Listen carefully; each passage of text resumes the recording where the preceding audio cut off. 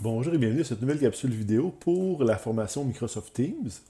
Aujourd'hui, je ne fais pas un résumé de la formation offerte par la représentante de Microsoft proposée par le ministère qu'on a pu écouter les deux dernières fois. Aujourd'hui, je vais répondre à des questions qui m'ont été posées par mon équipe école, par des enseignants de mon équipe. Donc, je vais aller dans Microsoft Teams et la première question qu'on m'a posée, c'est comment que je fais pour jumeler des classes.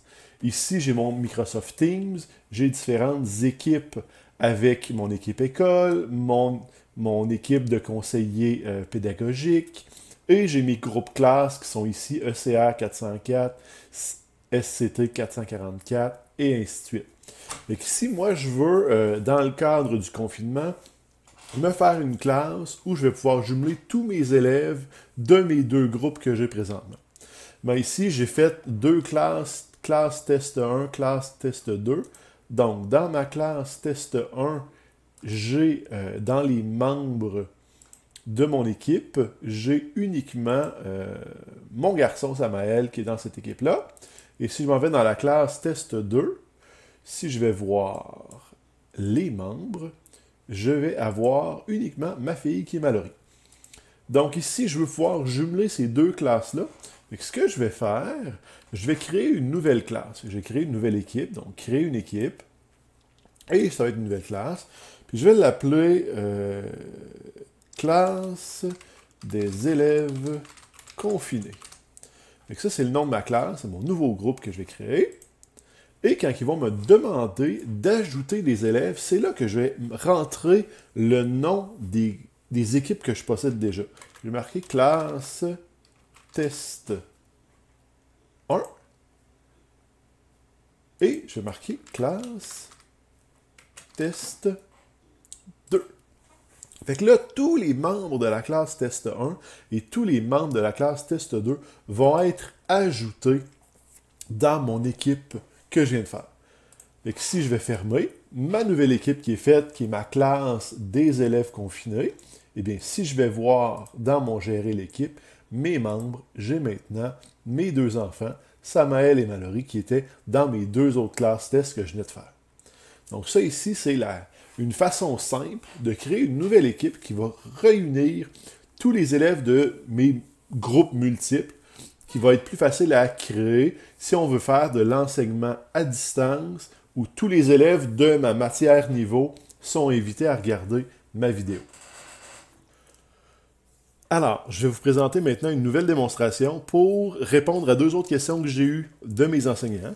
Par contre, vous avez peut-être vu apparaître fin de la réunion 1 minute 7 et fin de la réunion 1 minute 40 apparaître à l'écran. Donc, je ne suis pas parfait, je fais des essais parfois où je m'enregistre et ça ne marche pas bien, il y a un petit bug qui survient. Donc, c'est deux essais ratés qui sont à l'écran. J'espère que j'en aurai pas 12 qui vont apparaître. Alors, mes deux questions que je veux vous répondre. La première question, c'est comment savoir les personnes qui ont participé à la réunion? Pas qui ont commenté, mais qui ont juste qui ont été présents pour écouter la réunion et, dans le fond, prendre les informations, prendre l'enseignement qu'on vient de donner.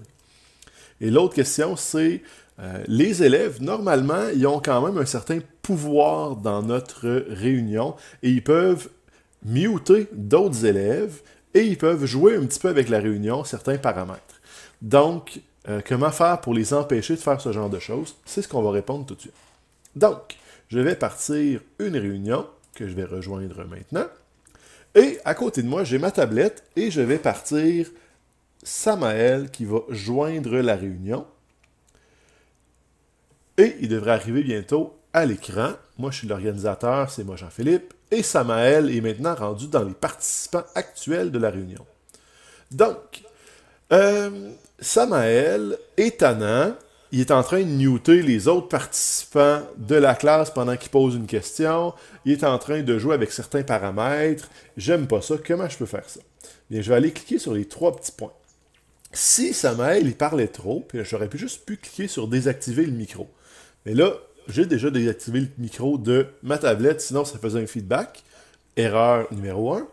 Donc, ce que je peux faire, si je veux empêcher Samaël de jouer avec les paramètres de ma réunion, je peux le désigner comme participant. Je vais faire modifier. Et là, en le désignant comme participant, il tombe dans une nouvelle catégorie. Et là, il n'y a pas de droit de modifier la réunion, de sortir le chat, de sortir la liste de participants, de changer les diapositives s'il y en a. Il peut juste écouter. Et à ce moment-là, s'il veut le droit de parole, c'est moi qui dois le démuter. Il ne peut pas se démuter tout seul, parce qu'il est juste un participant. Donc ça, c'est la première chose que je voulais vous montrer. Donc si on a des élèves turbulents ou des élèves qui placotent un peu trop, qui ont de la misère à gérer leur propre micro, ben on peut tout simplement les mettre dans participants en pesant sur les 3 petits points et on va éviter qu'ils dérangent, dans le fond, notre présentation. Donc, là, je vais raccrocher ma réunion. Je vais aller aussi raccrocher avec Samael qui est juste à côté de moi, qui est ma tablette à côté de moi. Et là, ma réunion est terminée. Et on vient de voir, fin de la réunion, 1 minute 50. Ça a été un petit peu plus long que les 2 premières. Et, chose qui est intéressante, c'est que je vois ici à droite des icônes qui apparaissent. Avec le premier icône, qui est BB-8 de Star Wars, c'est moi, c'est Jean-Philippe, et j'étais là, dans la réunion. Et j'ai aussi Samael Lehoux, mon garçon, qui était là aussi à la réunion. Si vous avez remarqué tantôt, dans la liste des invités, il y avait Mallory, qui est ma fille. Mais Mallory ne s'est pas connectée, parce qu'elle n'a pas de tablette. Et là, à ce moment-là, son icône n'apparaît pas ici. Donc, seulement les icônes des élèves qui ont assisté à la réunion vont apparaître ici. Donc, à ce moment-là, on peut facilement savoir qui sont les élèves qui sont venus assister à notre enseignement, notre période d'enseignement à distance, en regardant les icônes qui sont là. Par contre, le problème, c'est que je ne peux pas savoir quand est-ce qu'ils se sont connectés, puis quand est-ce qu'ils se sont déconnectés. Peut-être que Samael, qui est venu assister à ma conférence, à ma réunion, est resté 10 secondes, peut-être qu'il est resté 1 minute, peut-être qu'il est resté 1 minute 50 pour toute la réunion, je ne sais pas. Mais il s'est présenté. Microsoft est présentement en train de développer une fonctionnalité Teams pour faire le suivi de quand les élèves y rentrent, de quand ils sortent, combien de temps ils ont été là, mais présentement, il est en développement et on l'attend peut-être vers le milieu de l'été. Pour l'instant, c'est la meilleure façon de faire. Vous allez peut-être aussi trouver des suggestions sur le web qui vous encouragent à prendre Microsoft Forms ou des bots comme Attendance Bot. Je les ai essayés. Ça fonctionne quand même bien, mais c'est beaucoup d'ouvrages pour bien les faire fonctionner. Donc moi, je pense que juste regarder qui s'est présenté et qui a vu la réunion devrait être suffisant pour nous. On va maintenant parler de l'enregistrement de nos réunions. Donc ici, on peut enregistrer ce qu'on voit sur notre écran pendant qu'on fait une réunion Teams et c'est possible de revoir cette vidéo qui a été créée par la suite. Alors, première étape, je vous encourage à créer, en cliquant sur les 3 petits points à côté du nom de votre équipe, de créer un canal, ajouter un canal. Et là, vous pouvez l'appeler comme vous voulez, vidéo de formation. Afficher automatiquement ce canal dans la liste des canaux de tous les membres, ajouter. Donc, je viens d'ajouter un canal qui s'appelle vidéo de formation. Et c'est là que je vais, entre guillemets, mettre mes vidéos. Mais je vais quand même rester dans général, c'est là qu'apparaissent mes réunions et les informations importantes. Alors, je vais me faire une nouvelle réunion. Je vais cliquer sur la petite caméra, je vais faire rejoindre maintenant, et là, je vais me partir une réunion. Je vais aller cliquer sur les 3 petits points, et dans le menu qu'on vient d'apparaître, vous avez l'option démarrer l'enregistrement. Et je vais peser sur démarrer l'enregistrement, et là, il y a 2 choses qui vont apparaître. En haut, vous avez une barre bleue qui vient d'apparaître, vous enregistrez, informez les participants de l'enregistrement. C'est une politique de confidentialité, ça veut dire que si tes participants ne veulent pas se faire enregistrer, tu n'as pas le droit. Donc, tu leur dis, on vous enregistre, si vous n'êtes pas content, allez-vous-en. On va ignorer ça, on fait disparaître la barre bleue, et vous avez le petit point rouge qui est apparu à côté du temps pour dire que vous êtes en train d'enregistrer ce que vous voyez.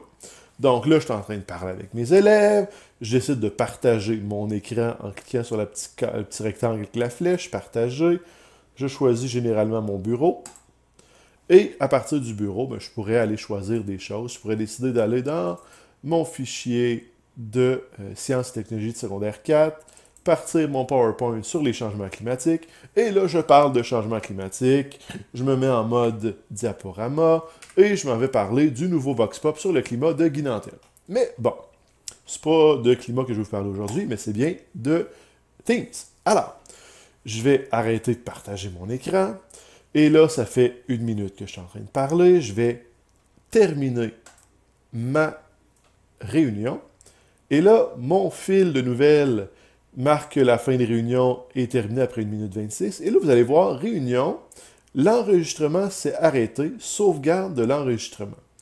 Ici, Microsoft est en train d'enregistrer sur son site de streaming qui s'appelle Microsoft Stream votre vidéo.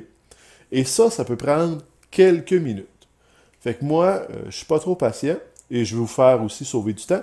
Fait que je vous mets sur pause et quand ça va être fini d'enregistrer, on va repartir. OK, on vient de passer dans le futur 4 minutes.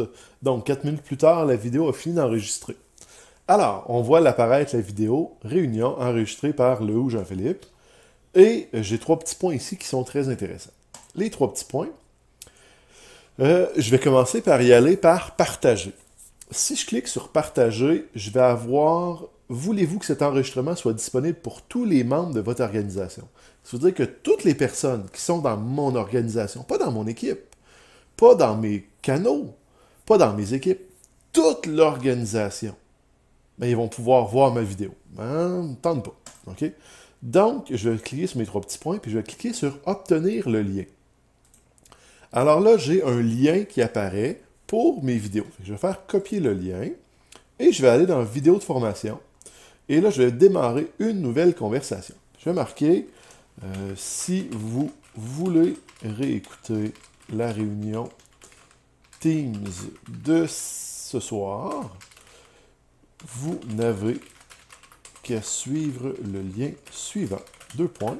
Et je vais coller mon lien ici, tout simplement. Et je vais publier.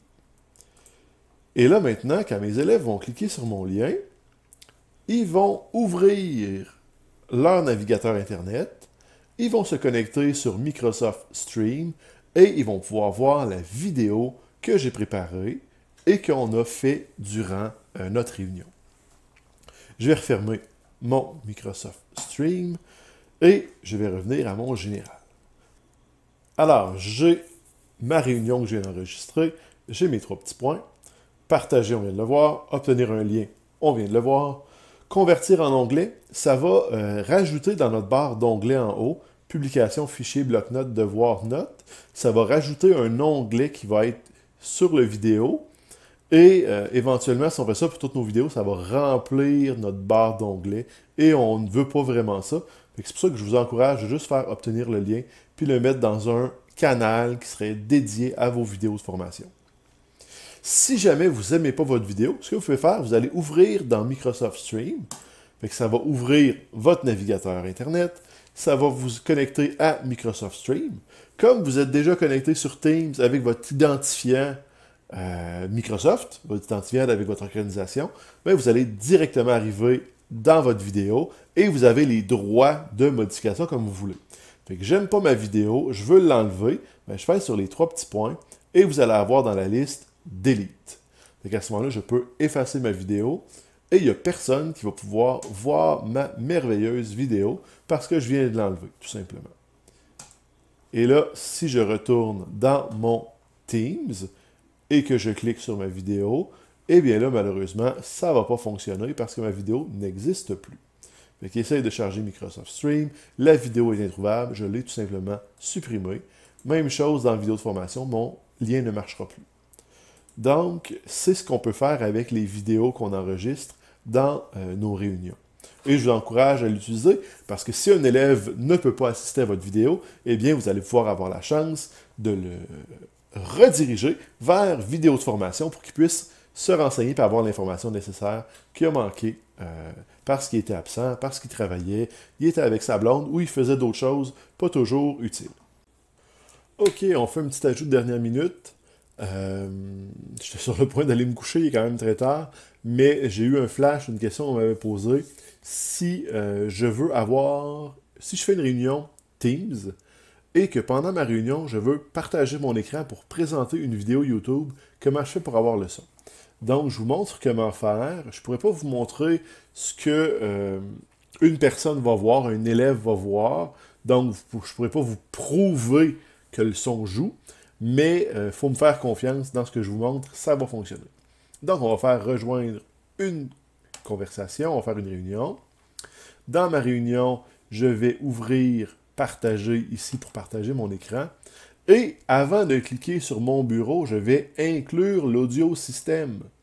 Donc, je clique sur mon écran numéro 1, je m'en vais sur YouTube, et là, je trouve quelque chose, une vidéo, un vidéo de musique d'un animé japonais. Et là, mes élèves entendraient toute la musique qui joue derrière cette vidéo. Fait que j'arrête ça, je retourne dans Teams, et ce que vous avez vu, ben, la musique, elle aurait joué. Là, vous ne l'avez pas entendu dans mon micro parce que mes haut-parleurs n'ont pas joué la musique, mais les élèves auraient entendu la musique. Fait que sur ce, je viens de terminer ma vidéo de formation. Si jamais vous avez des questions, vous pouvez m'envoyer un courriel par la commission scolaire et je vais essayer de vous répondre soit par courriel, c'est simple, ou je vais vous faire une nouvelle vidéo puis je vais vous donner ça. Sur ce, ben, je vous souhaite une belle soirée. Bye bye.